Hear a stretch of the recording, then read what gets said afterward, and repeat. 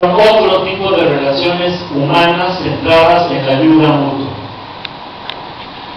México tiene profundas raíces comunitarias, pues desde hace alrededor de 40,000 años la gente vivía dentro de una comunidad, y luego cuando se desarrollaron los caltepec o poblados, estos se componían de calpulis conformados por familias.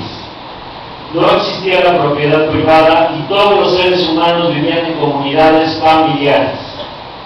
En el calpuli no había niños o ancianos abandonados. El ser humano estaba integrado al núcleo social y se vivía trabajando uno para todos y todos para uno.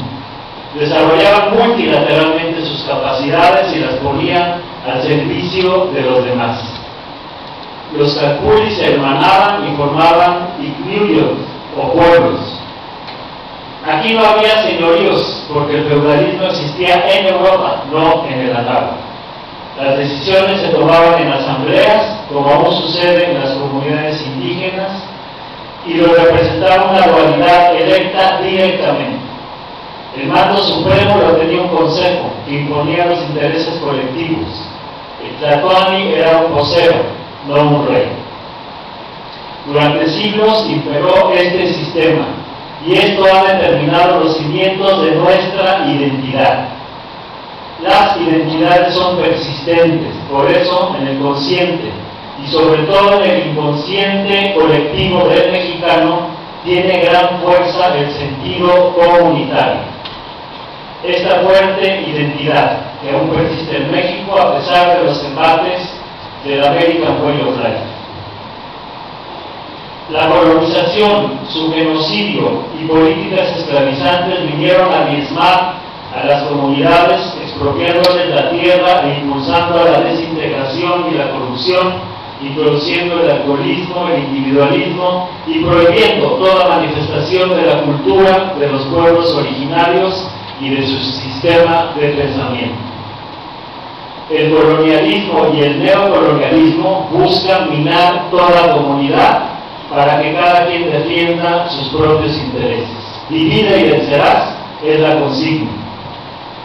La destrucción de asociaciones, sindicatos, familias, de toda la comunidad, la desintegración social, los enfrentamientos generacionales de género entre pueblos y naciones, el racismo, el fomento de las guerras, son la base para el desarrollo del capitalismo salvaje, en el que las potencias luchan por su predominio.